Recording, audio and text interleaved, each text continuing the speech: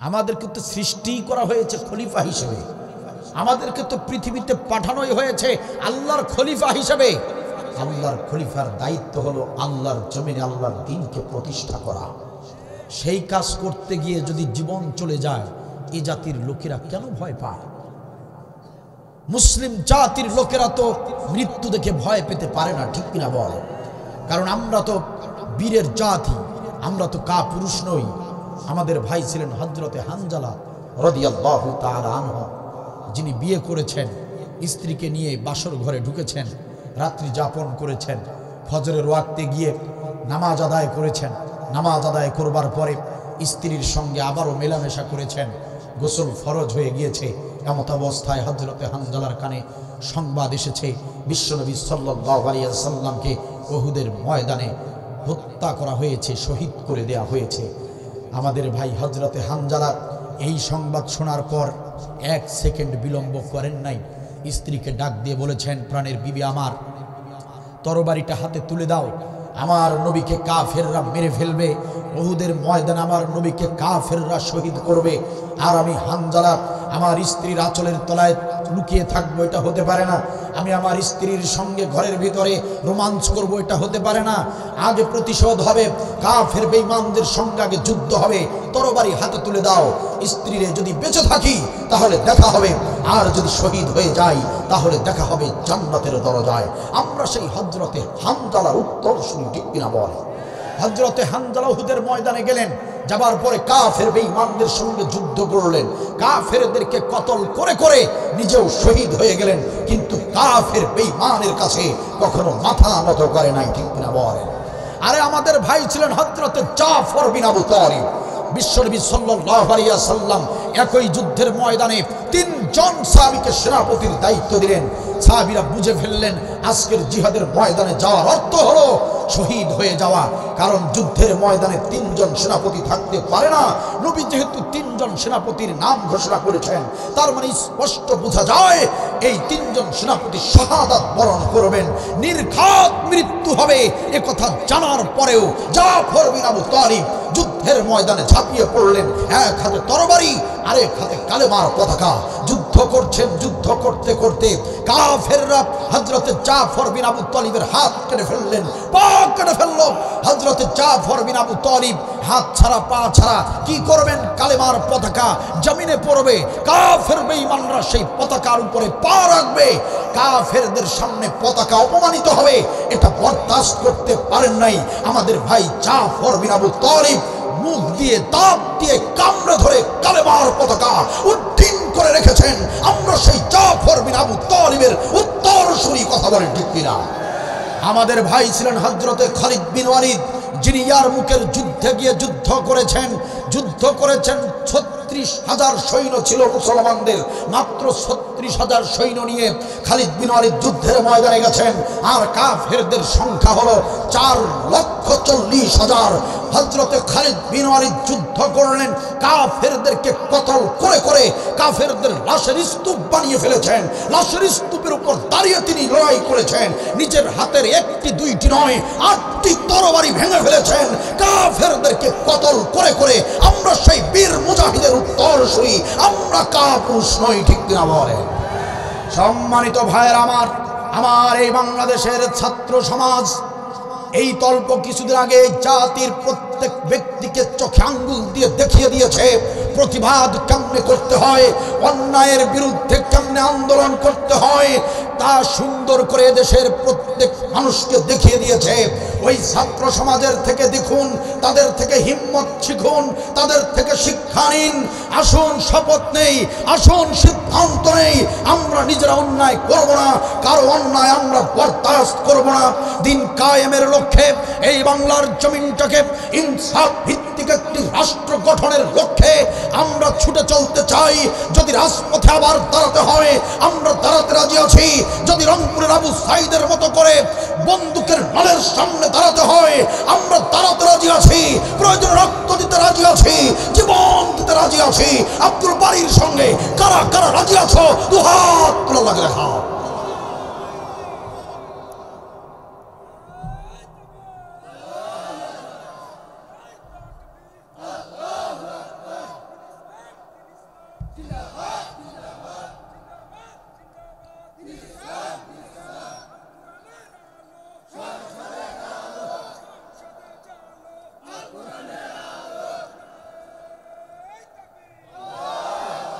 মাশাআল্লাহ, জাযাকাল্লাহু খায়র।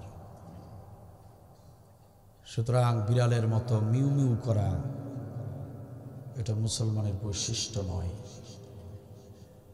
মরতেই যখন হবে, হোক না শহীদের মৃত্যু। হক্কানি আলেম যাদের পায়ের ধুলার মতো যোগ্যতা সম্মান আমাদের নাই, তারা যদি জিহাদের আমল করার কারণে ফাঁসিতে ঝুলতে পারেন, তারা যদি জিহাদের আমল করতে গিয়ে যদি জীবন দিতে পারেন, তো আমার মতো সলিমউদ্দিন কলিমউদ্দিন দ্বীনের পথে জীবন দিতে বাধা কিসে, ভয় কিসে? আল্লাহ রাব্বুল আলামিন বলেন, গোলামেরা শোনো, আমি আল্লাহ রাব্বুল আলামিন দুটি আমল অবশ্যই জেনে নেব। তোমরা কারা কারা জিহাদের আমল করেছো আর কারা কারা ধৈর্যের আমল করেছো। একটা কথা জেনে রাখা ভালো সম্মানিত ভাইরা আমার, কোরআনুল কারীমের বেশ কিছু জায়গায় যেখানে জিহাদের কথা এসেছে সেখানেই ধৈর্যের কথা এসেছে। কারণ হলো আল্লাহ রাব্বুল আলামিন ভালো করে জানেন এই জিহাদের আমল যারাই করবে তারাই নির্যাতনের শিকার হবে, এই জিহাদের আমল যারাই করবে তারাই ষড়যন্ত্রের শিকার হবে, তাদের উপরেই পরীক্ষার পর পরীক্ষা হবে। এই জন্য জিহাদ যারা করবে ধৈর্যের আমল তাদের থাকা লাগবে। যাদের ধৈর্য নাই তারা জিহাদের পথে টিকে থাকতে পারবে না। এজন্য জিহাদের কথা বলার পরে এই ধৈর্যের কথা আল্লাহ তাআলা বলেছেন। ও গোলামেরা, কান খুলে শুনে রাখো, দুটি আমল আমি দেখব। এক নম্বরে দিন কায়েমের জন্য তোমরা কারা জিহাদ করেছো সেটা আমি অবশ্যই জেনে নেব। আর দিন কায়েমের পথে আন্দোলন করতে গিয়ে ধৈর্য ধারণ তোমরা কারা করেছিলে আমি সেটাও দেখব। এই দুটি আমল যারা করবে তাদের জন্য জান্নাতের সমস্ত দরজা খুলে দেওয়া হবে। সম্মানিত ভাইয়েরা আমার, আপনাদের মনে প্রশ্ন হতে পারে, হুজুর বুঝলাম জিহাদের আমল করতে হবে, তাহলে বলুন জিহাদটা কেমন আমল, এটার সাধারণ কি, এই আমলের ব্যাখ্যাটা কি, জিহাদটা আবার কি জিনিস? কারণ আমরা বিগত 16টা বছর আমরা শুনেছি জালিম সরকার তারা বলেছিল, তারা প্রচার করেছিল, মিডিয়ার মাধ্যমে সারা বিশ্বব্যাপী তারা ছড়িয়েছিল জিহাদ যারা করেছিল তাদেরকে রাজাকার বলে ডাকতো। তারা জিহাদের কথা যারাই বলেছে তাদেরকে জঙ্গি বলে আখ্যা দিয়েছে। জিহাদের কথা যারাই বলেছে, জিহাদের আমল যারাই করেছে তাদেরকে মানবতা বিরোধী মামলা দিয়েছে। জিহাদের কথা যারাই বলেছে তাদেরকে সন্ত্রাসী মামলায় গ্রেপ্তার করে জেলের ভিতরে রাখা হয়েছে। ও হুজুর, জিহাদ মানে কি রাজাকারি করা নাকি? জিহাদ মানে জঙ্গি তৎপরতা চালানো নাকি? জিহাদ মানে সন্ত্রাসী কর্মকাণ্ড করা নাকি? এমন প্রশ্ন যদি করেন প্রিয় ভাইয়েরা আমার, কান খুলে শুনে নেন, আসলে জিহাদটা কি আমল? জিহাদ আরবি শব্দ, আল্লাহ রাব্বুল আলামিনের ভাষায় জিহাদ হচ্ছে একটি আরবি শব্দ। বাংলায় বলা হয় চেষ্টা করা, ইংরেজিতে ট্রাই। বাংলাতে চেষ্টা, ইংরেজিতে ট্রাই। বাংলাতে চেষ্টা, ইংরেজিতে ট্রাই। আল্লাহর ভাষায় আরবিতে সেটাকে বলা হয় জিহাদ। যদি প্রশ্ন করি প্রিয় ভাইয়েরা আমার, নীলফামারী জেলার মুসলমানেরা, আপনারা যারা এই কোরআনের আলোচনা শুনতে এসেছেন, চেষ্টা যদি না করতেন কোরআনের এই ময়দানে আসতে পারতেন নাকি? একটু ঝংকার দিয়ে কথা বলেন না, আসতে পারতেন নাকি? এরপরে যখন মোনাজাত হয়ে যাবে, দোয়া হয়ে যাবে, মাহফিল যখন আজকের মতো শেষ হয়ে যাবে, চেষ্টা যদি না করেন বাসায় পৌঁছতে পারবেন নাকি? সম্মানিত ভাইয়েরা আমার, বাসায় যাবার পরে আপনার স্ত্রী আপনার সামনে খাবারের প্লেট এনেছে, ডাকতে বলেছে, প্রাণের স্বামী আমার, তাফসিরুল কোরআন মাহফিলের কথা শুনে তুমি সন্ধ্যাবেলায় ছুটে চলে গিয়েছো তাফসিরের ময়দানে। যাই হোক, ভালো কাজ করেছো, ওয়াজ শুনে এসেছো, ভালো করেছো। কিন্তু স্বামী আমার, রাতের খাবার খেতে যে বলছিলাম, খেয়ে যাওয়ার জন্য বলছিলাম, কিন্তু স্বামী আমার তুমি তো রাতের খাবার খেয়ে যাও নাই। এর ভিতরে ভাত রেখে দিয়েছিলাম, গরম গরম আছে। প্রাণের স্বামী আমার, ওয়াজ শুনে এসেছো, তাড়াতাড়ি করে খাবারটা খেয়ে শুয়ে পড়ো। আপনার স্ত্রী যখন আপনার সামনে খাবারটা দিবে, খাবারের প্লেটটা আপনার সামনে যখন দেওয়া হবে, আপনি যদি চেষ্টা না করেন, খাবারটুকু যদি নিজের হাত দিয়ে তুলে মুখ পর্যন্ত যদি না দেন, জিবরিল আমিন এসে খাওয়ায় দিবে নাকি? সম্মানিত ভাইয়েরা, যারা বসে বসে আলোচনা শুনছেন, এই বসা থেকে কোমরটা সোজা করে যদি দাঁড়াতে চান, চেষ্টার প্রয়োজন আছে না নাই? তাহলে সহজ ভাষায় বুঝে নেন প্রিয় ভাইয়েরা, সুন্দর করে বুঝে নেন, উঠতে বসতে শুইতে খাইতে এমন ছোট ছোট কাজ করতে গিয়েও যদি চেষ্টার প্রয়োজন হয়, উঠতে বসতে শুইতে খাইতে এমন ছোট ছোট কাজ করতে গিয়েও যদি চেষ্টার প্রয়োজন হয়, আল্লাহ রাব্বুল আলামিন বলেন, ও গোলামেরা, এরকম প্রত্যেকটা কাজের জন্য চেষ্টার যদি প্রয়োজন হয়, ও গোলামেরা আমার, তোমার দেশে তো আমার কোরআনের বিধান প্রতিষ্ঠিত নাই, তোমার দেশে দিন কায়েম নাই, ওই দিনটাকে প্রতিষ্ঠিত করো।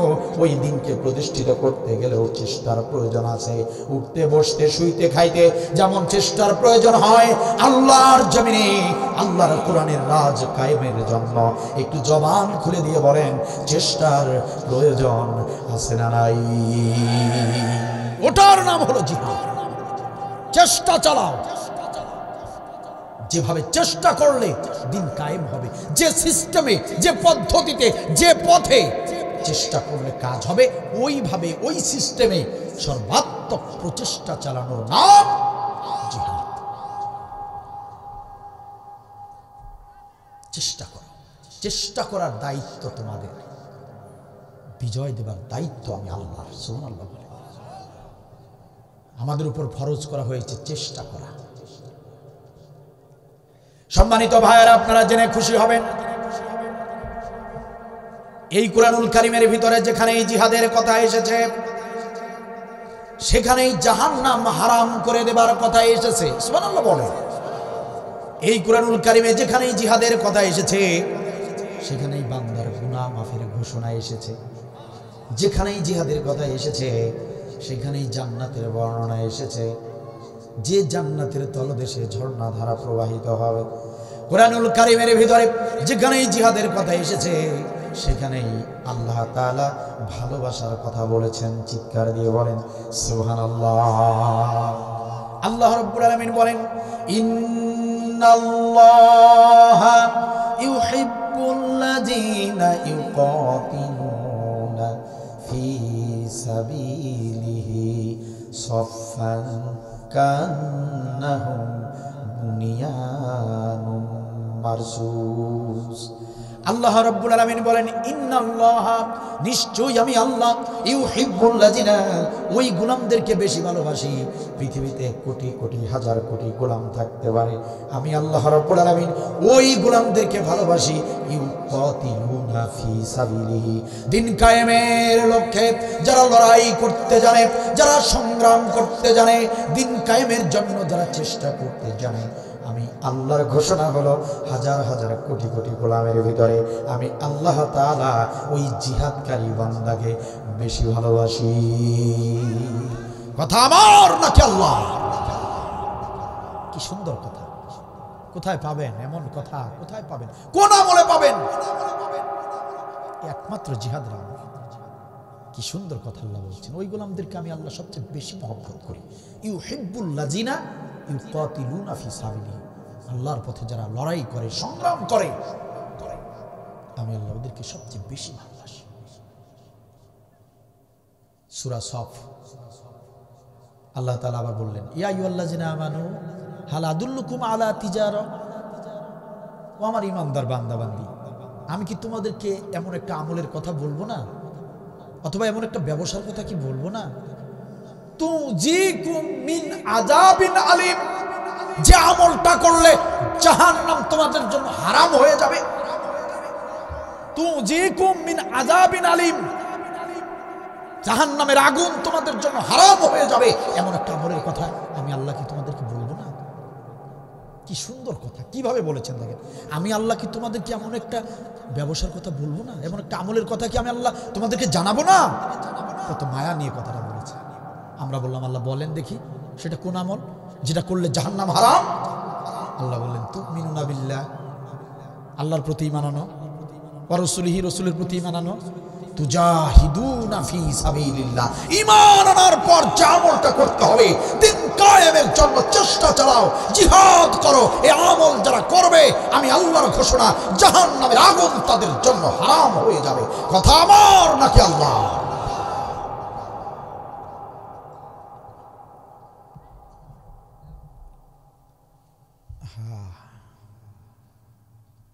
জিহাদের আমল যারা করবে তারাই আল্লাহর কাছে প্রিয়। হাদিস না তো, এখনো হাদিস বলি নাই, এগুলো কি কোরআন? কোনো ভেজাল আছে? কথা কার? কথার 19-20 হবে? আল্লাহ বললেন এই জিহাদ যারা করবে তারা আমার প্রিয়, তারা আমার ভালোবাসার মানুষ। ঠিক কিনা বলেন? আর আমরা বিগত প্রায় 16টি বছর দেখলাম জিহাদ যারা করলো তারাই জাতির দুশমন। জিহাদ যারা করলো তারা সবচেয়ে ঘৃণ্য ব্যক্তি। জিহাদ যারা করলো তারা ধর্ষণকারী। জিহাদের আমল যারা করলো তারা হলো রাজাকার। জিহাদ যারা করলো তারা মানবতা বিরোধী। আমার আল্লাহ বললেন তারা আমার প্রিয়, আর আমাদের পুতুলের মা বলল এরা দেশের শত্রু। কথা বলেন না কেন? আচ্ছা, সারা দুনিয়ার মানুষ আপনাকে আমাকে খারাপ বলতে পারে, সারা দুনিয়ার মানুষ আব্দুল বারীকে, সলিমউদ্দিনকে, কলিমউদ্দিনকে খারাপ বলতে পারে, অপবাদ দিতে পারে, থুথু দিতে পারে। আমার আল্লাহ যদি বলে না আমি আল্লাহর কাছে তুমি প্রিয়, আপনারা কোনটা চান? মানুষেরটা চান না আল্লাহরটা চান? হে মুসলমান, আওয়াজ দিয়ে বলেন মানুষেরটা না আল্লাহরটা? কষ্ট হচ্ছে আপনাদের, খারাপ লাগছে? এই আলোচনা হজম সবার হবে না। শাইখ শাফি আব্দুল বারী কোরআনের মঞ্চে বিনোদন দিতে আসে না কখনো। আমার আলোচনায় ফান পাবেন না, কমেডি পাবেন না, হাসাহাসি নাই, নাচানাচি নাই, কথা হবে কোরআন থেকে। আমি খুনি হাসিনার কিচ্ছা কাহিনীও এখানে বলতে আসি নাই, কারণ ওই কাজ আমার না। কোরআনুল কারীম থেকে মৌলিক কিছু কথা আপনাদেরকে শোনাতে এসেছি। রাসূল সাল্লাল্লাহু আলাইহি ওয়াসাল্লাম 13 বছর মক্কার জমিনে এইভাবে কথা বলেছেন। আবু জেহেলের দলের লোকেরা উঠে গেছে, আর উমরের মতো, আলীর মতো যারা, তারা এসে ইসলাম গ্রহণ করে হিদায়াত প্রাপ্ত হয়েছে। ঠিক কিনা বলেন? কিয়ামত পর্যন্ত যারা নবীর মতো করে দাওয়াত দিবে, প্রত্যেক দাওয়াতে বক্তারা কখনো কখনো ব্যর্থ হবে, কখনো কখনো সফল হবে। কারণ নবীর কথাই সবাই শুনে নাই, নবীর দাওয়াত সবাই গ্রহণ করে নাই, আব্দুল বারীর দাওয়াত সবাই গ্রহণ করবে না, এটাই বাস্তব। মানলে মানবেন, না মানলে না মানবেন, আমার কোনো যায় আসে না। ঠিক কিনা বলেন? আমার এই আলোচনা যদি একজন ব্যক্তির ভালো লাগে, একজন ব্যক্তি যদি আজ মনে মনে তওবা করে জিহাদের আমল শুরু করে দেয়, আব্দুল বারী সার্থক, আব্দুল বারী সফল। কাল হাসরের ময়দানে কোনো টেনশন করা লাগবে না। শুনে যান, কপাল খুলে যাবে ইনশাআল্লাহ। আল্লাহ বললেন তুমি প্রিয় যদি জিহাদের আমল করো। আল্লাহ এটাও জানেন তুমি জিহাদের আমল করলে বাতিল শক্তি, জালিম শক্তি তোমাকে সবচেয়ে ঘৃণ্য ব্যক্তি হিসেবে পরিচয় করিয়ে দেবে।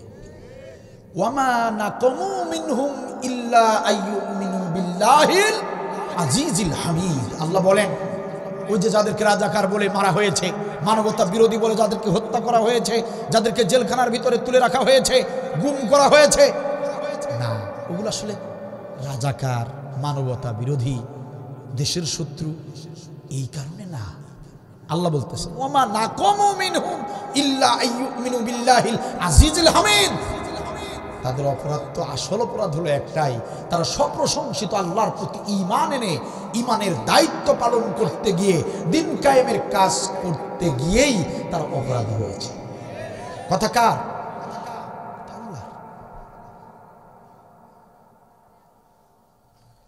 আল্লামা সাঈদী রহমাতুল্লাহি আলাইহি,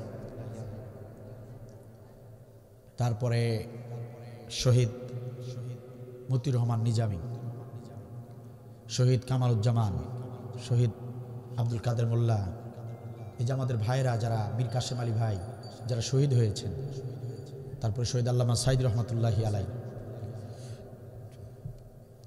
আচ্ছা, এটা যদি রাজাকার হবার কারণে যদি তাদের উপর নির্যাতন হয়ে থাকে, যুদ্ধাপরাধী হবার কারণে যদি নির্যাতন হয়ে থাকে, তাহলে আমরা যারা স্বাধীনতার অনেক পরে জন্ম হয়েছে, আমাদের উপর নির্যাতনটা কেন?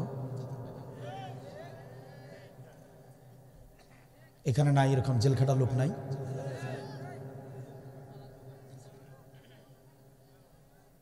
এখনো পলাতক মানে?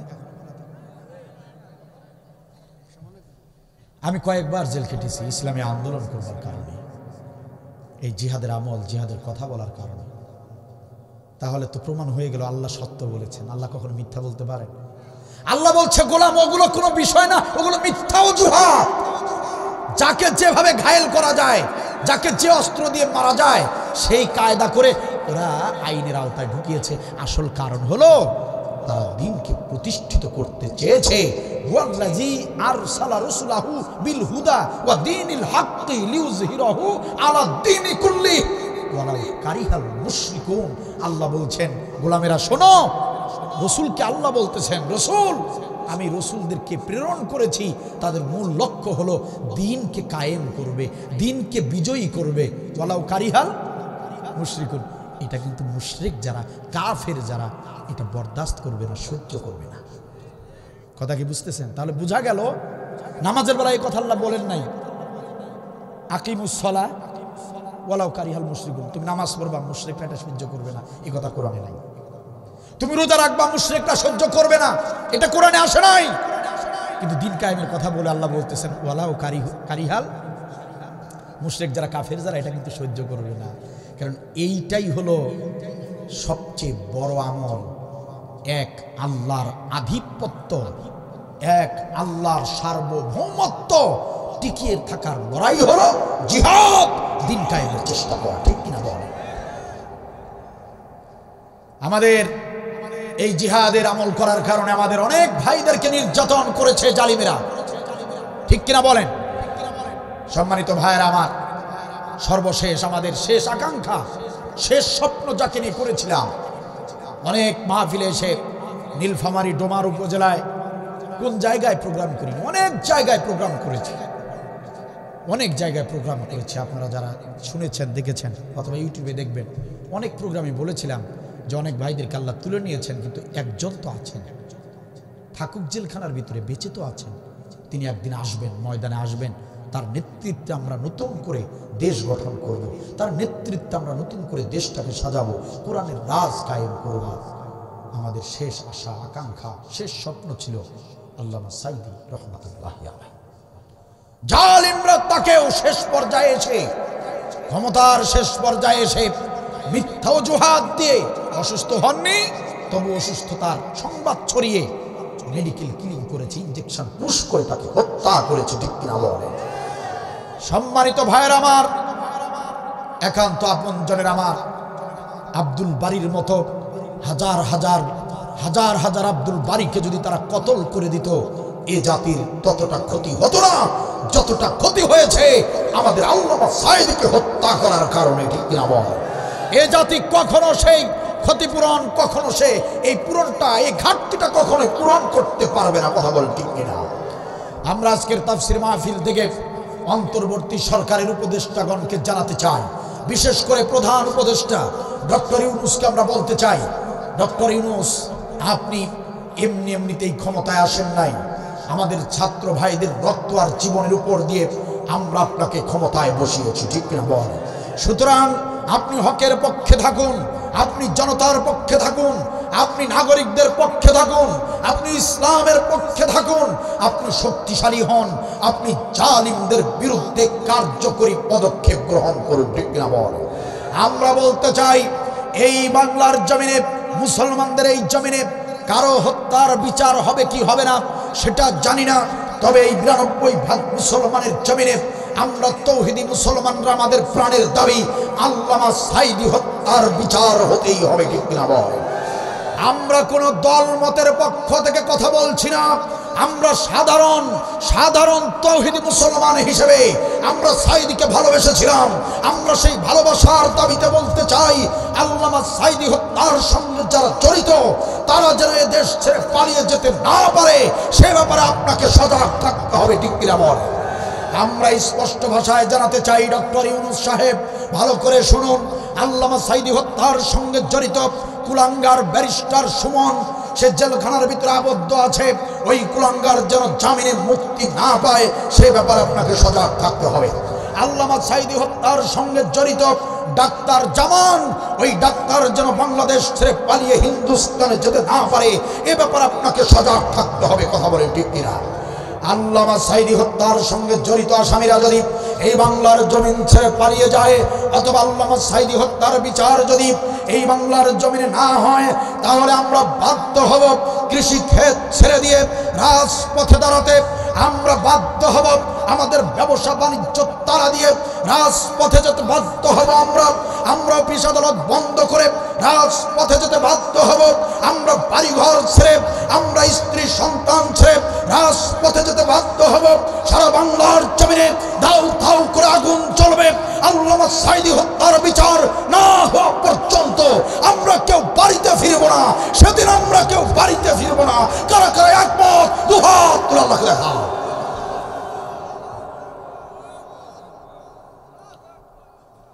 মাশাআল্লাহ, মাশাআল্লাহ, জাযাকাল্লাহু খাইর। আল্লাহ তাআলা কবুল করুন।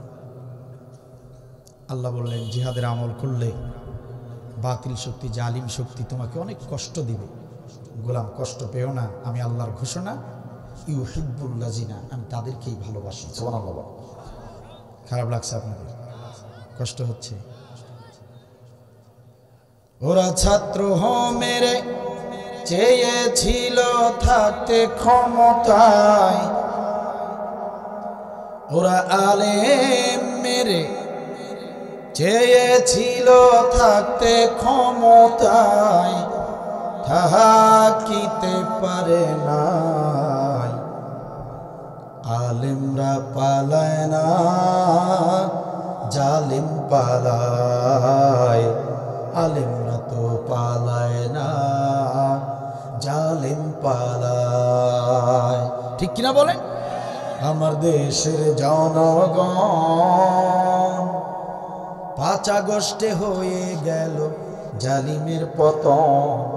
আমার দেশের জনগণ 5 আগস্টে হয়ে গেল জালিমের পতন।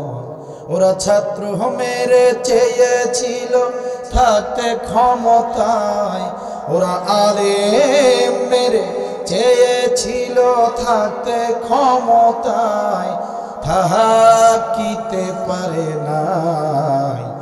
আলেমরা পালায় না, জালিম পালায়। আলেমরা তো পালায় না, জালিম পালায়। ঠিক কিনা বলেন? সময় ছিল 45 মিনিট, গণভবন না ছাড়িলে হইতো রে ফিনিশ। ঠিক কিনা বলেন? সময় মাত্র 45 মিনিট, গণভবন না ছাড়িলে হইতো রে ফিনিশ। ইঁদুরের গর্ত নাই, পালাবে কোথায়? ইঁদুরের গর্ত নাই, পালাবে কোথায়? তাই দিল্লি চলে যায়। আলেমরা পালায় না, জালিম পালায়। আলেমরা তো পালায় না, জালিম পালায়। ঠিক কিনা বলেন? সম্মানিত ভাইয়েরা আমার, আল্লাহ রাব্বুল আলামিন বললেন, ও গোলামেরা, জিহাদের আমল করো, জিহাদের আমল করো, দিন কায়েমের চেষ্টা করো। তোমরা কখনো পরাজিত হবে না। তোমরা বাঁচলে গাজী, মরলে শহীদ। চিন্তার আর কারণ কি? তোমাদেরকে কোনো শক্তি পরাজিত করতে পারবে না। পৃথিবীর মানুষেরা তোমাদেরকে খারাপ বলতে পারে, পৃথিবীর মানুষেরা তোমাদেরকে বিভিন্ন অপবাদ দিতে পারে, কিন্তু জিহাদের আমল যদি তুমি করো গোলাম, তুমি আমার কাছে সবচেয়ে প্রিয় বান্দা। চিল্লায় বলেন সুবহানাল্লাহ। এই বাংলার জমিনে যারা জিহাদের আলোচনা করেছে, জিহাদের আমল করেছে, একজন আলেম বাংলাদেশ ছেড়ে নির্যাতনের ভয়ে, জেল জরিমানার ভয়ে বাংলাদেশ ছেড়ে পাকিস্তানে পালিয়েছিল। দেখাতে পারবেন? পারবেন? একজনের ফাঁসি হয়ে গেলে বাকিদের তো পালিয়ে যাওয়ার কথা ছিল। একজনের ফাঁসি হবার পরে বাকিরা তো পাকিস্তানে পালাতে পারতো না। পালিয়েছেন নাকি? তার মানে আলেমরা কখনো পালায় না।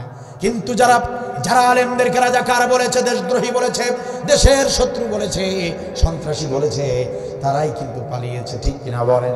আল্লাহ রাব্বুল আলামিন বলেন, ও গোলামেরা, চিন্তা করো না, হতাশ হয়ো না, দিন কায়েমের চেষ্টা করে যাও, দিন কায়েমের চেষ্টা করে যাও। সারা পৃথিবীর মানুষ তোমাদের থাকুক আর না থাকুক, আমি আল্লাহ তোমাদের সঙ্গে আছি। চিৎকার দিয়ে বলেন সুবহানাল্লাহ।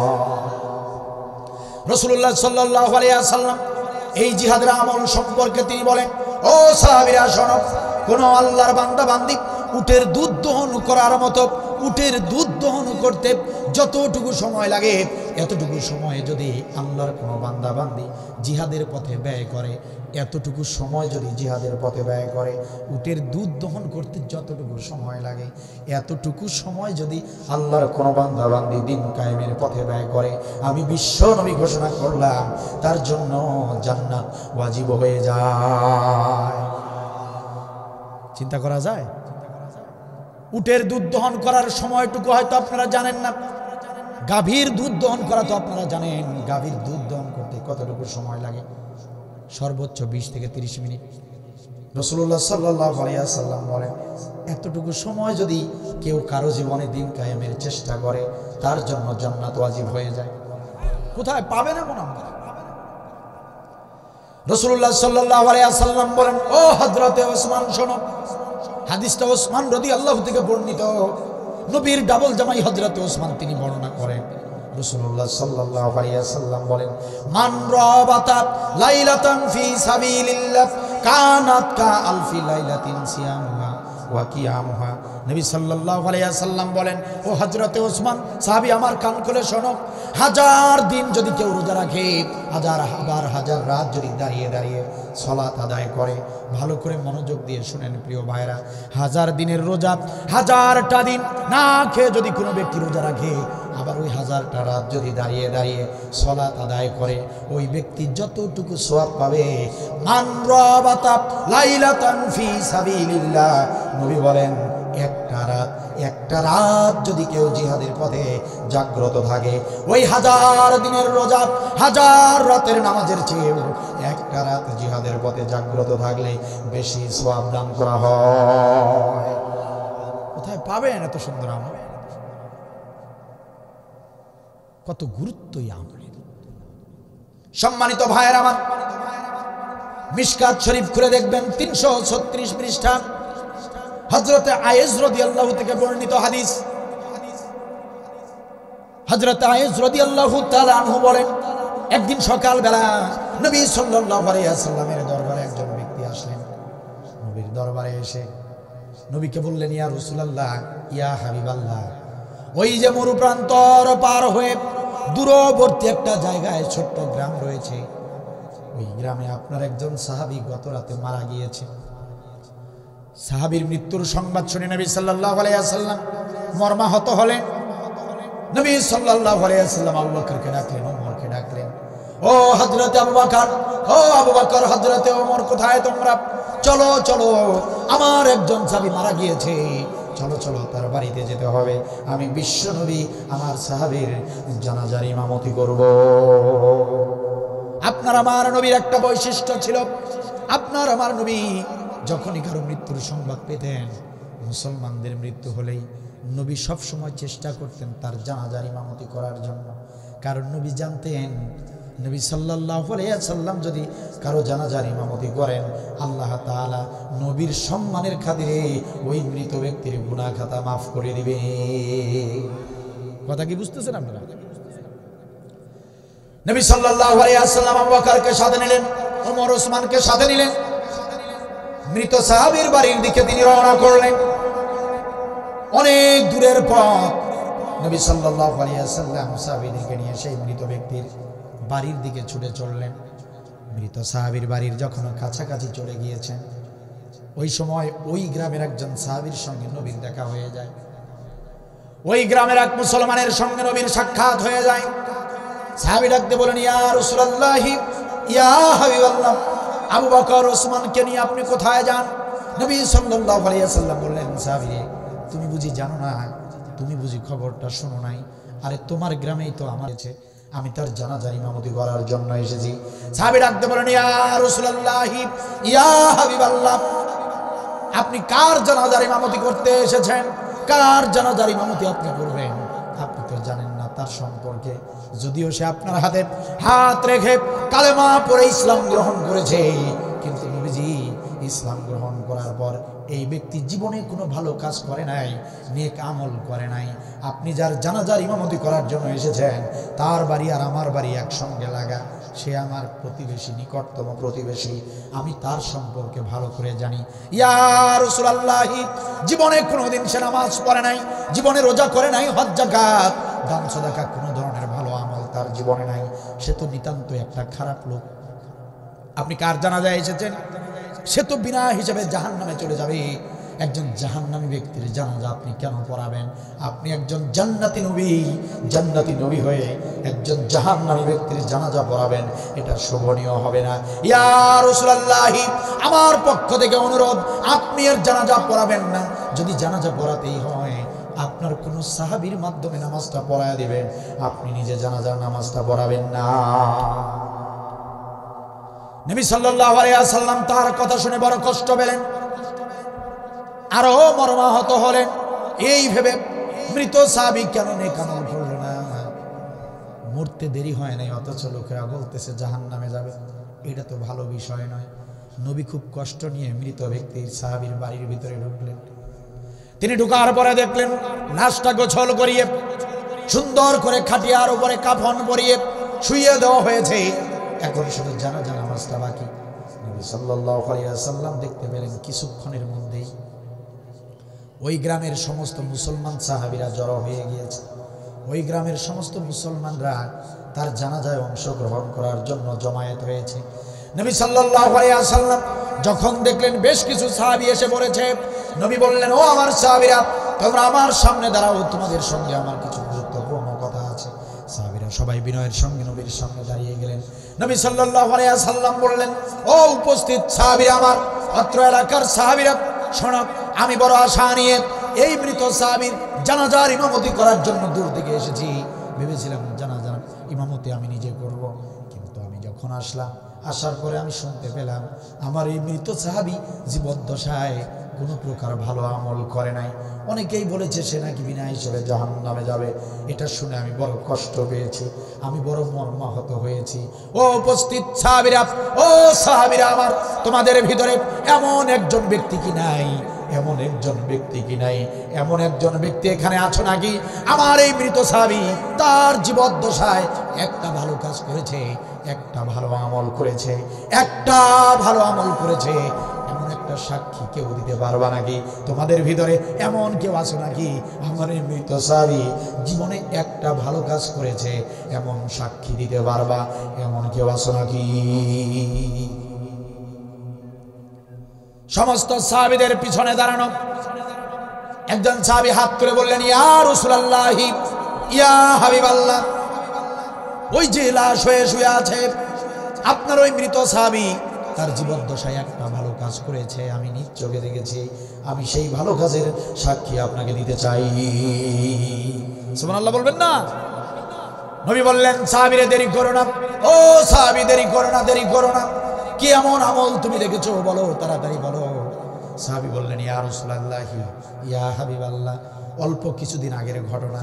আপনার নির্দেশে আমরা মুজাহিদ বাহিনী কাফের বেঈমানদের বিরুদ্ধে যুদ্ধ করার জন্য জিহাদের ময়দানে গিয়েছিলাম। আপনার নির্দেশে আমরা মুজাহিদরা কাফের বেঈমানদের সঙ্গে যুদ্ধ করলাম। যুদ্ধ করে কাফেরদেরকে কতল করে করে কাফেরদেরকে পরাস্ত করে কালেমার পতাকা উড্ডীন করে আমরা বিজয় অর্জন করে বাড়ির দিকে ফিরতেছিলাম। ইয়া রাসূলুল্লাহ, ইয়া হাবিবাল্লাহ, অল্প কিছুদিন আগের ঘটনা আপনি শুনেন। আমরা কালেমার পতাকা উড্ডীন করে বিজয় অর্জন করে মুজাহিদরা যখন বাড়ির দিকে ফিরতেছিলাম, ফিরতে ফিরতে প্রতিমধ্যে রাত হয়ে যায়। রাত হয়ে যাবার কারণে আমরা যাত্রা বিরতি করলাম, কারণ আপনি নবীর নির্দেশ ছিল, অনেক আগেই বলেছিলেন মুজাহিদরা কখনো রাতের বেলা রাস্তায় থাকতে পারবে না, কারণ যারা জিহাদের আমল করে তাদের শত্রু থাকে চতুর্দিকে, আর জিহাদের আমলকারীরা কখনো রাস্তায় রাতের বেলা চলতে পারে না, কারণ কাফেররা সুযোগ পেলেই অতর্কিত অন্ধকারে হামলা চালাতে পারে। এখানে ইসলামী আন্দোলনের নেতা কর্মী যারা আছেন, প্রিয় ভাইয়েরা আমার, জিহাদের আমল যারা করেন, নবীর এই সুন্নাহটা খুব মেনে চলার চেষ্টা করবেন। যখনই কোনো জায়গায় দাওয়াতি কাজ নিয়ে যান না কেন, সাংগঠনিক কাজে যান না কেন, আপনি যে কাজেই যখনই যান না কেন, অবশ্যই একাকী যাবেন না, অবশ্যই সবর সঙ্গী সাথে রাখবেন। আর চেষ্টা করবেন দিনের আলোতে ফিরে আসার। রাতের বেলা সর্বোচ্চ সতর্ক হয়ে থাকবেন, কারণ নবীর নির্দেশ, রাতের বেলায় মুজাহিদরা রাস্তায় থাকলে যে কোনো মুহূর্তে আক্রমণ ঘটাতে পারে। ইয়া রাসূলুল্লাহ, আপনার পরামর্শের কথা আমাদের স্মরণ হয়ে গেল, তাই আমরা প্রতিমধ্যে যাত্রা বিরতি করলাম। রাত হয়ে গিয়েছে, রাতের বেলা আর আমরা রাস্তায় থাকবো না। আমরা এই রাতের বেলা যাত্রা বিরতি করে আমরা তাঁবু স্থাপন করলাম। সুন্দর একটা মরুভূমিতে জায়গা পেলাম, জায়গা নির্ধারণ করে তাঁবু স্থাপন করলাম। ফজরের ওয়াক্ত যখন হয়ে যাবে তখন আমরা আবার বাড়ির দিকে রওনা করব। আমরা এই সিদ্ধান্তের আলোকে তাঁবু স্থাপন করে আমরা মুজাহিদরা শুয়ে পড়লাম। ইয়া রাসূলুল্লাহ, আমরা জিহাদের ময়দান থেকে ফিরতেছি, আমরা আহত মানুষ, আমরা অসুস্থ মানুষ। জিহাদের ময়দান থেকে সুস্থ শরীরে কেউ তো ফিরতে পারে না। আমাদের কারো হাত কাটা, আমাদের কারো পা কাটা, কারো মাথা ফাটা, আমরা অসুস্থ আহত, আমরা ক্লান্ত শ্রান্ত। আমরা তাঁবুর নিচে সবাই লাইন ধরে শুয়ে পড়লাম। আমরা লাইন ধরে যখন শুয়ে পড়লাম, ঘুম ঘুম ভাব যখন চলে এসেছে, ঘুমিয়ে পড়বো এমন অবস্থায় হঠাৎ করে আমরা পাহাড়ি হিংস্র প্রাণীদের গর্জন শুনতে পেলাম। হিংস্র প্রাণীদের গর্জন শুনতে পেয়ে আমরা সবাই চমকে উঠলাম। সবাই আমরা শোয়া থেকে দাঁড়িয়ে গেলাম, ভীত সন্ত্রস্ত হলাম। ভালো করে কান পেতে দেখলাম পাশেই কোনো একটা জঙ্গল আছে অথবা পাহাড় আছে, আর সেখানে বড় বড় হিংস্র প্রাণী আছে। হিংস্র প্রাণীরা গর্জন দিচ্ছে। ইয়া রাসূলুল্লাহ, আমরা বড় বেকায়দায় পড়ে গেলাম। যেখানে আমরা তাঁবু স্থাপন করেছি এটা একটা মরুভূমি, পাশেই তো হিংস্র প্রাণীরা আছে। নিশ্চয়ই আমাদের শরীরের গন্ধ শুকে শুকে কখন যে আমাদের তাঁবুর ভিতরে ঢুকে পড়বে।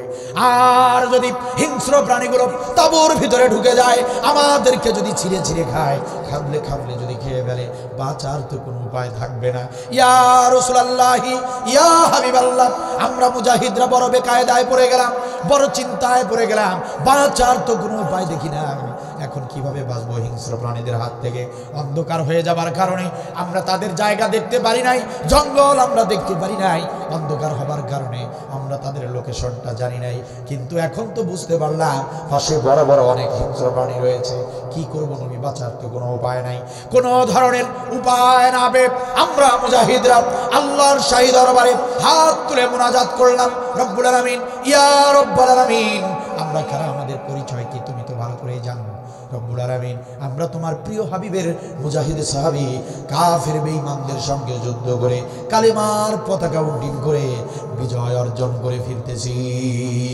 ইয়া রব্বুল আলামিন, বুঝতে পারি নাই গো, বুঝতে পারি নাই পাশেই যে জঙ্গল আছে আর সেখানে হিংস্র প্রাণী আছে, আমরা সেটা বুঝতে পারি নাই। রব্বুল আলামিন, এখন তো আমাদের বাঁচার মতো আর কোনো উপায় নাই। আল্লাহ গো রব্বুল আলামিন, আমরা তোমার মুজাহিদ বান্দা, রব্বুল আলামিন আমাদেরকে সাহায্য করো। রব্বুল আলামিন, আমাদের জন্য একজন সাহায্যকারী পাঠিয়ে দিন। ইয়া রাসূলুল্লাহ, আমরা আল্লাহর কাছে দোয়া করলাম, আল্লাহ আমাদের জন্য একজন সাহায্যকারী পাঠান। ইয়া রাসূলুল্লাহ, আমাদের দোয়া করতে দেরি হয়েছে, আল্লাহ তাআলা দোয়া কবুল করতে দেরি করেন নাই। সুবহানাল্লাহ। আমরা দোয়া মুনাজাত শেষ করে তাকিয়ে দেখলাম আমাদের তাঁবুর ভিতরে একজন যুবক প্রবেশ করেছে। অজানা এক যুবক আমাদের তাঁবুর ভিতরে ঢুকে পড়েছে। আমাদের কাছে এসে ডাক দিয়ে বলে, লোক সকলেরা কে তোমরা? কি তোমাদের পরিচয়? কোথা থেকে এসেছো আর কোথায় বাজাচ্ছ? আমার বাড়ির সামনে মরুভূমিতে তাঁবু স্থাপন করেছো, কার অনুমতি নিয়ে তাঁবু স্থাপন করেছো? কে তোমরা? তোমাদের পরিচয় দাও। এমন প্রশ্ন যখন আমাদেরকে করলো, আমরা বললাম, হে যুবক, ও যুবকরে, আমাদের তেমন বড় কোনো পরিচয় নাই। আমাদের পরিচয় হলো আমরা হলাম বিশ্বনবীর মুজাহিদ সাহাবী, কাফের বেঈমানদের সঙ্গে যুদ্ধ করে বিজয় অর্জন করে বাড়ির দিকে ফিরতেছি। ইয়া রাসূলুল্লাহ, ওই যুবক ডাক দিয়ে বলে, ও বিশ্বনবীর সাহাবীরা, চিন্তা করো না, চিন্তা করো না, তোমরাও জেনে খুশি হবে, তোমরা যে নবীর মুজাহিদ সাহাবী, আমি নগণ্য অধম গুনাহগার, সেই নবীর হাতে হাত রাখা কালেমা পড়া একজন সাহাবী। তোমরা যে নবীর সাহাবী, আমিও আমিও সেই নবীর সাহাবী। ও আল্লাহর নবীর মুজাহিদ সাহাবীরা, ভয় পেও না, তোমাদের দোয়া মুনাজাত আমি শুনে ফেলেছি, চিন্তা করো না, চিন্তা করো না। ও মুজাহিদ সাহাবীরা, ভয় পেও না, চিন্তার কোনো কারণ নাই, আমি এসে পড়েছি। চিন্তা করো না রে, চিন্তা করো না, চিন্তা করো না মুজাহিদ সাহাবীরা, আমি অধম গুনাহগার, জীবনে ভালো কোনো আমল করতে পারি নাই, নবীর দরবারে বেশি ঘন ঘন যাতায়াত করতে পারি নাই, বাড়ি দূর হবার কারণে নবীর দরবারে বেশি যাই নাই, ভালো কোনো আমল আমার জীবনে নাই। তবে আজকে একটা সুযোগ পেয়েছি, সুযোগটা হাতছাড়া করবো না। ও বিশ্বনবীর মুজাহিদ সাহাবীরা, আমি এতটুকু ভালো করে জানি, আসমানের নিচে আর জমিনের উপরে মুজাহিদ বান্দাদের সম্মান মর্যাদা আল্লাহর কাছে সবচেয়ে বেশি। তোমরা যেহেতু মুজাহিদ সাহাবী, দিন কায়েমের লক্ষ্যে কাফেরদের সঙ্গে যুদ্ধ করে ফিরেছ, ও মুজাহিদ সাহাবীরা, আমি আজকের এই রাতটার সুযোগটা হাতছাড়া করব না, আমি হাতছাড়া করব না। আজকে একটা ভালো কাজ করার সুযোগ পেয়েছি। ও বিশ্বনবীর মুজাহিদ সাহাবীরা, তোমরা সুন্দর করে সারা রাত ধরে নাক ডেকে ঘুমাও, আমি তোমাদেরকে সারাটা রাত ধরে পাহারা দেব। ইয়া রাসূলুল্লাহ, ইয়া হাবিবাল্লাহ, ঘটনাটা শোনেন। ওই যুবক আমাদেরকে জোর করে তাঁবুর নিচে শোয়া দিলেন, আমাদেরকে শোয়া দিলেন, বললেন চিন্তা করবেন না, আপনারা শুয়ে পড়েন, আপনারা হয়তো মানুষ, আপনারা অসুস্থ মানুষ, চিন্তার কোনো কারণ নাই, ওই হিংস্র প্রাণীরা আপনাদের তাঁবুর ভিতরে ঢুকতে পারবে না, সারাটা রাত আমি আপনাদেরকে নিরাপত্তা দেব। জোর করে আমাদেরকে শোয়া দিলেন। ওই যুবক হাতে একটা লাঠি নিলেন, হাতে লাঠিটা নিয়ে তাঁবুর চারপাশে হাঁটতে লাগলেন, পাহারা দেওয়া শুরু করলেন। আমরা শুয়ে পড়েছি, আমরা শুনতে পেলাম ওই যুবক পাহারা দিচ্ছে আর হিংস্র প্রাণীদেরকে লক্ষ্য করে বক্তব্য দিচ্ছে। ইয়া রাসূলুল্লাহ, ওই যুবকটা ওই দিন রাতের বেলা পাহারা দিচ্ছিল আর হিংস্র প্রাণীদেরকে লক্ষ্য করে বলছিল, ও জঙ্গলের হিংস্র প্রাণীরা, খবরদার খবরদার, গর্জন দিবি না, গর্জন দিবি না, তোরা তো জানিস না কারা এসেছে, আমাদের এলাকায় কারা তাঁবু স্থাপন করেছে, তোরা তো তাদেরকে চিনিস না রে। ও হিংস্র প্রাণীরা, তোরা তো জানিস না ওরা কারা, ওরা সাধারণ কোনো মানুষ নয় রে। ও হিংস্র প্রাণীরা, ইনারা হলেন বিশ্ব নবীর মুজাহিদ সাহাবী, আসমানের নিচে জমিনের উপরে আল্লাহ তাআলার কাছে সবচেয়ে বেশি দামি। সুতরাং তোরা গর্জন দিবি না, গর্জন দিবি না, বেয়াদবি করবি না রে, বেয়াদবি করবি না। হিংস্র প্রাণীরা, যদি খুব বেশি খিদে লেগে যায় তবে চলে আয়, আমার গোশত মাংস খেয়ে যা, কিন্তু খবরদার খবরদার মুজাহিদ সাহাবীদের ঘুমের ভিতর বিরক্ত করবি না। ইয়া রাসূলুল্লাহ, আমরা কখন যে ঘুমিয়ে পড়েছি বুঝতে পারি নাই। ফজরের ওয়াক্তের সময় আমরা সবাই জাগ্রত হলাম, জাগ্রত হবার পর বের হয়ে দেখলাম ওই যুবক তখন পর্যন্ত হাতের লাঠিটা নিয়ে তাঁবুর চারপাশে ঘুরে ঘুরে পাহারা দিচ্ছে। আল্লাহু আকবার। ইয়া রাসূলুল্লাহ, ইয়া হাবিবাল্লাহ, আমাদেরকে যেহেতু একটা রাত পাহারা দিয়েছে, দিন কায়েমের সৈনিকদেরকে যেহেতু একটা রাত পাহারা দিয়েছে, নিরাপত্তা দিয়েছে, ইয়া রাসূলুল্লাহ, আমার মনে হয় এটা একটা ভালো আমল। আর এই আমলটা যে করেছে ওই যুবকটা আর কোনো যুবক নয়, ওই যে আপনার সামনে লাশ হয়ে খাটিয়ার উপরে শুয়ে আছেন, যিনি একটা রাত মুজাহিদদেরকে পাহারা দিয়েছেন তিনি। নবী বললেন, সাহাবী আমার, ও সাহাবীরা, দেরি করো না, দেরি করো না, সবাই কাতারবদ্ধ হও, আমি বিশ্ব নবী এই সাহাবীর জানাজার ইমামতি করব। আল্লাহু আকবার। জীবনে নামাজ পড়ে নাই, রোজা, হজ, যাকাত, দান, সাদাকা, পিতা মাতার সেবা কোনো ধরনের আমল করে নাই, নবী তার জানাজার ইমামতি করলেন। নীলফামারী জেলার মুসলমানেরা, এখানেই শেষ নয়, ভালো করে শোনেন। হতে পারে আজকের এই রাতটাই আপনার আমার জীবনের, কারো জীবনের শেষ রাত। অন্ধকার রাতটা কাটিয়ে নতুন সূর্য উদয় হবে, কাল সকালের নতুন সূর্যটা আমরা সবাই দেখতে পারবো, এটার কোনো গ্যারান্টি নেই। জীবনের শেষ আলোচনা হিসেবে, জীবনের শেষ ওয়াজ হিসেবে, জীবনের শেষ আলোচনা হিসেবে মনোযোগ দিয়ে শুনে যান। আওয়ামী লীগের ভাইয়েরা, বিএনপির ভাইয়েরা, জামাতে ইসলামের ভাইয়েরা, পীর সাহেব চরমনায়ের ভাইয়েরা, বিভিন্ন দলের ভাইয়েরা, বিশ্বাস করেন আমরা আপনাদের মনে আঘাত দেবার জন্য এখানে আসি নাই। কারো সঙ্গে আপনাদের, কারো সঙ্গে আমাদের শত্রুতা নাই। বিশ্বাস করেন, সুন্দর করে আলোচনাটা শান্ত মাথায় ঠান্ডা মাথায় শোনেন। যদি বুঝতে পারেন, অনুধাবন যদি করতে পারেন, কপাল খুলে যাবে ইনশাল্লাহ। আল্লাহর কাছে মনে মনে তওবা করুন। তওবা করতেই আমি ইমাম লাগে না, আলেম লাগে না, মৌলভী লাগে না। আল্লাহকে সাক্ষী রেখে মনে মনে তওবা করুন। জিহাদের আমল আগে করি নাই, আজকে জানলাম বুঝলাম, আজ থেকে করব, এমন সিদ্ধান্ত যদি নিতে পারেন, আজকের এই আলোচনার কারণেই আপনার জীবনটা পরিবর্তন হয়ে যেতে পারে। জীবনে কোনো ভালো আমল করে নাই, নবী সাল্লাল্লাহু আলাইহি ওয়াসাল্লাম সেই সাহাবীর জানাজার ইমামতি করলেন। শুধু জানাজার ইমামতি করলেন না প্রিয় ভাই আমার, শুধু জানাজার ইমামতি করলেন না, নবী সাল্লাল্লাহু আলাইহি ওয়াসাল্লাম মৃত সাহাবীর লাশের খাটিয়া নিজ কাঁধে বহন করে কবর পর্যন্ত আনলেন। শুধু কবর পর্যন্ত এই লাশটা তিনি আনেন নাই, নবী সাল্লাল্লাহু আলাইহি ওয়াসাল্লাম নিজে কবরে নামলেন। কবরে নিজে নামলেন, লাশটাকে খুবই যত্ন করে আদর করে নবী সাল্লাল্লাহু আলাইহি ওয়াসাল্লাম কবরে শোয়া দিলেন। নিজ হাতে কবরে লাশটা শোয়া দিলেন। শোয়াবার পরে ওই মৃত সাহাবীর মুখের কাফনের কাপড়টা সরিয়ে জান্নাতি নবী, আমার জান্নাতি নবী, জান্নাতি নবী, জান্নাতি ঠোঁট দিয়ে ওই মৃত সাহাবীর কপালে একটা চুমা দিলেন। সুবহানাল্লাহ বলেন। কি খুশনসিব, কি খুশনসিব সেই সাহাবী। প্রিয় ভাইয়েরা আমার, বোঝার চেষ্টা করেন, বেআমল একজন সাহাবী, তাকে আল্লাহর রাসূল কবরে শোয়াবার পরে কপালে চুমা দিলেন।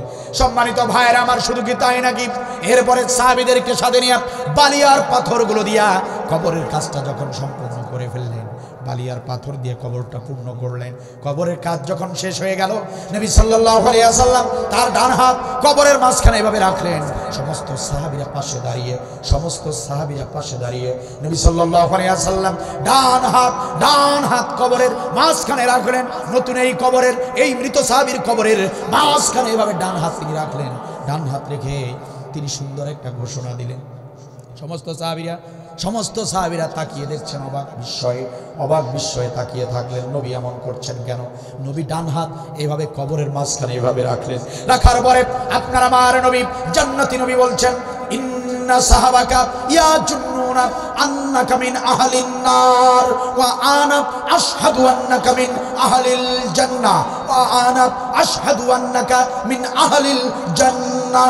নবী বললেন, সাহাবী আমার, ও কবরবাসী সাহাবী, তোমার প্রতিবেশীরা বলেছে, তোমার বন্ধুরা বলেছে তুমি বিনা হিসেবে জাহান্নামী। ইন্না সাহাবাকা ইয়াজুন্নুনা আন্নাকা মিন আহলিন নার। সবাই বলেছে তুমি জাহান্নামবাসী, সবাই বলেছে তুমি জাহান্নামী। তোমার বন্ধুরা বলেছে তুমি জাহান্নামী, তোমার প্রতিবেশীরা বলেছে এ কবরবাসী তুমি জাহান্নামী। ওয়া আনা আশহাদু আন্নাকা মিন আহলিল জান্নাহ, আর আমি বিশ্বনবী ঘোষণা করলাম, সাক্ষী দিলাম তুমি বিনা হিসাবে জান্নাতি। ডুমার উপজেলার মুসলমানেরা জীবনে একটা আমল, শুধুমাত্র একটা আমল করেছিল এই সাহাবী। দিন কায়েমের সৈনিকদেরকে একটা রাত নিরাপত্তা দিয়েছিলেন, একটা রাত পাহারা দিয়েছিলেন। আল্লাহর কাছে এই একটা আমল এতটাই প্রিয় আমল ভাইরা, এমনিতেই নয়। আল্লাহ রাব্বুল আলামিন কুরআনুল কারীমে ভালোবাসার কথা বলেছেন, গুনাহ মাফের কথা বলেছেন। আমি একটু আগে আপনাদেরকে বলেছি। সম্মানিত ভাইরা আমার, এই আমলটা আল্লাহ তাআলার কাছে এতটাই প্রিয় আমল। আল্লাহ রাব্বুল আলামিন এই একটা রাতের আমল দেখে ওই সাহাবীর প্রতি এতটাই খুশি হয়ে গেলেন যে ওই সাহাবীর তামাম জিন্দেগীর গুনাহ খাতা মাফ করেছেন এবং তাকে জান্নাতের সুসংবাদ দিয়েছেন। চিৎকার দিয়ে বলেন সুবহানাল্লাহ। সম্মানিত ভাইয়ের আমার, এর জন্য জিহাদের আমলের গুরুত্ব মর্যাদা সবচেয়ে বেশি। নামাজ, রোজা, হজ, যাকাত অবশ্যই করতেই হবে, ফরজ আমল অবশ্যই করতেই হবে, গুরুত্বের সঙ্গে করতেই হবে, অবশ্যই করতেই হবে। নামাজ, রোজা, হজ, যাকাতের পাশাপাশি জিহাদের আমল গুরুত্ব সহকারে করার দরকার আছে না নাই? যদি প্রশ্ন করি প্রিয় ভাইয়ের আমার, যদি কখনো ডাক এসে যায় এই বাংলার জমিনে ইনসাফ ভিত্তিক রাষ্ট্র গঠনের কারণে, এই বাংলার জমিনে কোরআনের রাজ কায়েমের লক্ষ্যে যদি কখনো কোনোদিন ডাক এসে যায়, রাজপথে যেতে হবে, বন্দুকের নলের সামনে দাঁড়াতে হবে, বাড়িঘর ছাড়তে হবে, স্ত্রী সন্তান ছাড়তে হবে, সব কিছু ছেড়ে যদি রাজপথে যাওয়ার ডাক এসে যায়, যদি এমন ডাক এসে যায়, রক্ত দেবার যদি প্রয়োজন হয়, জীবন দেবার যদি প্রয়োজন হয়, প্রশ্ন করতে চাই ডোমার উপজেলার মুসলমানেরা, কারা কারা যেতে রাজি আছেন? দুহাত তুলে আল্লাহকে দেখান। মাশাআল্লাহ।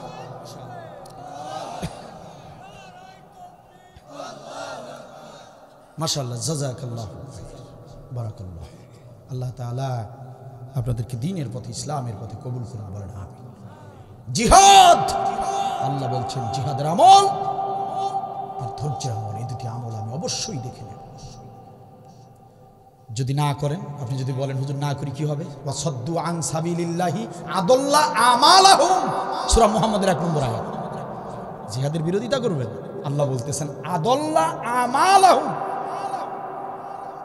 সমস্ত আমল তোমার ধ্বংস করে দিব। কথাকার 40 বছর থেকে নামাজ পড়লেন ভাইরা, কেউ 30 বছর থেকে নামাজ পড়ছেন, কেউ 50 বছর ধরে রোজা রাখছেন। জীবনে কত আমল করলেন, কত দান সদাকা করলেন, হাজার হাজার নেক আমল আপনি সঞ্চয় করেছেন। কে আছেন এমন ওই আমলগুলো ধ্বংস হয়ে যাক এটা চান? এরকম কে আছেন? আপনার কষ্টের নামাজ, আপনার হালাল টাকা ব্যয় করা হজ, আপনার কষ্টের টাকার দান সদাকার আমল, মসজিদ মাদ্রাসার আমল, হ্যাঁ এত আমল আপনি করেছেন, জীবনের সমস্ত আমলগুলো ধ্বংস হয়ে যাক এটা কি চান? আপনি যে দলেরই হোক না কেন, আপনি যে দলের লিডার হন আর কর্মী হন, বিশ্বাস করেন ভাইরা, জিহাদের আমল আপনাকে করতেই হবে যদি আপনার আমলগুলো কবুল করতে চান। জিহাদের আমল করতেই হবে যদি আপনি জান্নাতে যেতে চান। অনুরোধ করে বলে যাচ্ছি, আমি আমার দায়িত্ব পালন করে যাচ্ছি। রাসূলুল্লাহ সাল্লাল্লাহু আলাইহি ওয়াসাল্লাম বলেছেন, বিনা হিসেবে মুসলমানরা জাহান্নামে যাবে, বিনা হিসেবে মুসলমানরা জাহান্নামে যাবে। সাহাবীরা বললেন, রাসূলুল্লাহ সাল্লাল্লাহু আলাইহি ওয়াসাল্লাম, ইয়া হাবিবাল্লাহ, মুসলমানরা বিনা হিসেবে জাহান্নামে কেন যাবে? রাসূলুল্লাহ সাল্লাল্লাহু আলাইহি ওয়াসাল্লাম বললেন, ওই মুসলমানরা বিনা হিসেবে জাহান্নামে যাবে রাজুলুন ফারিকুল জামাআত, যারা ইসলামী দল করে নাই, যারা ইসলামী আন্দোলন করে নাই, যারা জিহাদের আমল করে নাই, তারা বিনা হিসাবে জাহান্নামে যাবে। বিশ্বাস করেন ভাইরা, জান্নাতে যেতে হলে জিহাদের আমল থাকতেই হবে। সব আমল তো থাকবেই, জিহাদের আমল থাকতেই হবে। আল্লাহ তাআলা সে কথাই বললেন, ইয়ালামিল্লাহুল্লাযিনা জাহাদু মিনকুম, আমি অবশ্যই জেনে নিব তোমরা কারা কারা জিহাদ করেছো, ওয়া ইয়ালামাস সাবিরিন, আরো জেনে নিব তোমরা কারা কারা ধৈর্য ধারণ করেছো। সুতরাং আসুন, পৃথিবীর মানুষদের দিকে তাকিয়ে নয়, কারা কি ভাবলো সেটার দিকে নয়, আমাকে ভালো ভাববে না খারাপ ভাববে সেটা দেখার বিষয় নয়, আমার আল্লাহ যেটা চান আমরা সেটাই করতে চাই, ঠিক কিনা বল? সুতরাং আল্লাহ চান জিহাদ করি, দিন কায়েম না হওয়া পর্যন্ত চেষ্টা করতেই থাকবো আমরা, ঠিক কিনা বল? দিন কায়েম হবে কি হবে না সেটা নিয়ে আমাদের মাথা ব্যথা নেই, ওটা উনার ব্যাপার। কার ব্যাপার? চেষ্টা করার দায়িত্ব আমাদের, আমরা চেষ্টা করে যাবো। রাজি আছেন সবাই? আল্লাহ তাআলা আপনাদেরকে, আমাকে সহ আমাদের সবাইকে আমৃত্যু জিহাদের পথে অটল রাখুন। আল্লাহ তাআলা আমাদের সবাইকে কোরআনের পথে, ইসলামের পথে মৃত্যু পর্যন্ত আমাদেরকে খেদমত করা তৌফিক দান করুন। আমি সবাইকে দোয়া করছি, যারা কষ্ট করে তিক্ত থেকে তিক্ত কথাগুলো, কঠিন থেকে কঠিন কথাগুলো যারা শুনলেন, ফান নাই, কমেডি নাই, হাসাহাসি নাই, কষ্ট করে আপনারা এতক্ষণ যাবত আলোচনা শুনছেন, আপনাদের জন্য আমি প্রাণ খুলে দোয়া করছি। আল্লাহ তাআলা ইহকালীন এবং পরকালীন কল্যাণ যেন দান করেন। কর্তৃপক্ষ যারা আমার মতো নগণ্য গুনাহগারকে আলোচনা করার সুযোগ দিয়েছেন তাদেরকে আমি আন্তরিক মোবারকবাদ জানিয়ে, যেহেতু আগামীকাল যেহেতু মাহফিল রয়েছে, এই জন্য বেশি রাত না করে আপনাদেরকে কষ্ট না দিয়ে আজকে এখানেই শেষ করতে চাচ্ছি। আপনারা অবশ্যই আগামীকাল অবশ্যই ভাই ব্রাদার যারা আছেন, প্রতিবেশী যারা আছেন, তাদেরকে দাওয়াতি কাজ করে নিয়ে আসবেন। সাধারণত আমি ডুমার উপজেলায় অনেক প্রোগ্রাম করি, কিন্তু এত কম সংখ্যক যে উপস্থিতি এটা আমি ভাবিনি কখনো। আমি চাই, ও আচ্ছা আচ্ছা, আমি চাই, আমরা চাই যে আগামীকাল এই মাঠ যেন কানায় কানায় পরিপূর্ণ হয়ে যায়। দাওয়াতি কাজ করা যাবে। আল্লাহ তাআলা আপনাদেরকে তৌফিক দান করুন, কর্তৃপক্ষকে সফলতা দান করুন। সবার জন্য দোয়া করে আলোচনা শেষ করছি। মোনাজাতের আগে হয়তো বা কেউ কথা বলবেন, কেউ উঠবেন না, সংক্ষিপ্ত মোনাজাত দিয়ে দেবো ইনশাআল্লাহ।